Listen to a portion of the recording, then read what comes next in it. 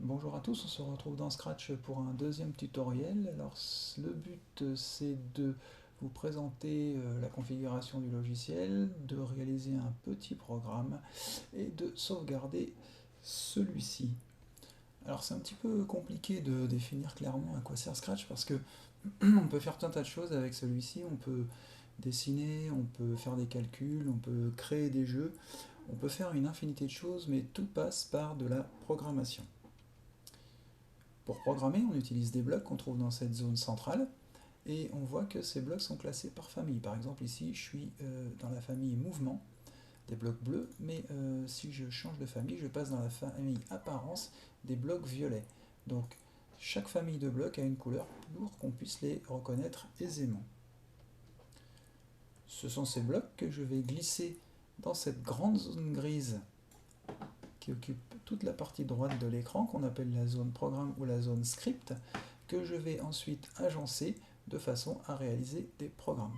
Pour améliorer la lisibilité, on peut utiliser les deux loops qu'on trouve en bas à droite, ici, et donc en zoomant, j'augmente la taille de mes blocs, ce qui rend les choses plus lisibles. Ces blocs donc vont nous servir à programmer des lutins que l'on trouve ici. Ce sont des petits personnages qui peuvent prendre différentes formes. On peut les changer, il n'y a pas de souci, mais là on a le chat, c'est celui qui apparaît par défaut, et ce lutin évolue sur une scène. Cette scène, c'est ce grand rectangle blanc qui est derrière lui.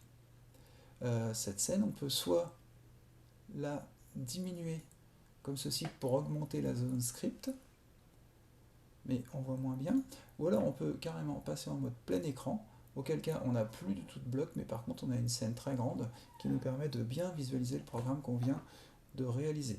Pour sortir de cette scène, on appuie sur le bouton ici, le bouton bleu. On trouve enfin ici deux autres zones, une zone lutin, où on va ranger tous les lutins qu'on va créer, parce qu'on peut en mettre plusieurs, on peut en créer, en supprimer, en importer. Donc cette zone lutin, et puis ensuite ici une zone scène, où je vais avoir mes scènes, parce que ma scène aussi je peux la programmer, la modifier, changer d'arrière-plan. Je vais tout de suite passer à la programmation, et je me rends compte que mon bloc que j'avais mis dans cette zone tout à l'heure a disparu.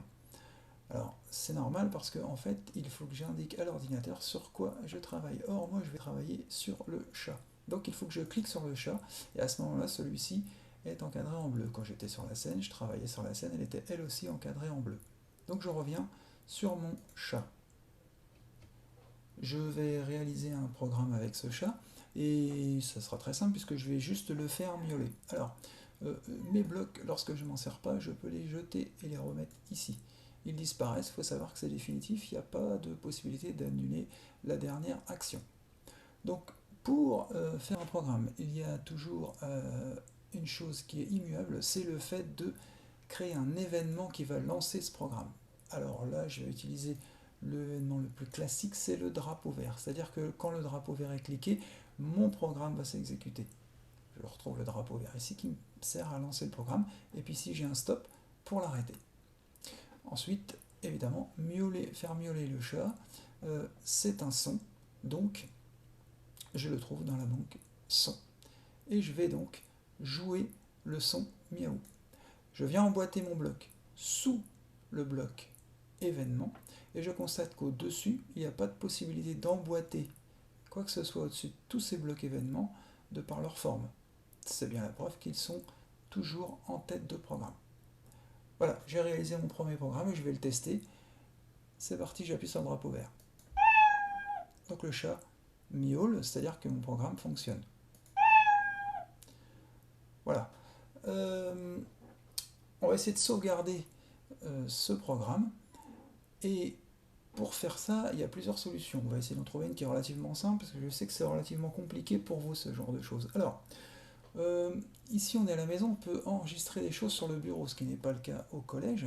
Alors, je vous propose tout simplement de réduire votre programme en appuyant ici, sur la touche moins.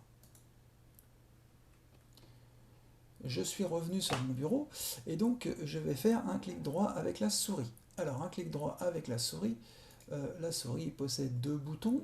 un bouton gauche qu'on utilise généralement avec l'index, une molette et puis un bouton droit. Le bouton droit fait apparaître des possibilités à chaque fois qu'on clique dessus. Donc allons-y, clic droit, nouveau, dossier. Un dossier, c'est quelque chose dans lequel on va pouvoir mettre des fichiers. Donc je crée un nouveau dossier et puis je l'appelle Scratch. Voilà. Et je fais entrer. Voilà. Je retourne dans Scratch. Et cette fois-ci, je vais faire fichier, enregistrer sous. Alors la tentation serait grande de faire sauvegarder, mais si je fais ça, malheureusement, ça ne va pas fonctionner, tout simplement parce que le programme va effectivement s'enregistrer, mais on ne sait pas où dans l'ordinateur. Donc au premier enregistrement, il va faire enregistrer sous. Je sais que mon dossier Scratch est sur le bureau, donc là je suis déjà sur le bureau, et puis je vais chercher à côté, ici je trouve Scratch. J'ouvre mon dossier, il est vide, c'est normal puisque je viens de le créer. Je vais donner un nom à mon fichier, je vais l'appeler chat, c'est suffisant, et je vais enregistrer. Voilà, cette fois-ci je peux quitter mon programme en appuyant sur la croix sans perdre mes données. J'ai toujours mon dossier Scratch, je vais double-cliquer, sur chat, il se rouvre, je me remets en plein écran, je vois que j'ai toujours mon programme, et si je clique sur le drapeau vert, le chat miaule. Tout va bien, on se donne rendez-vous pour un prochain tuto dans les plus brefs délais.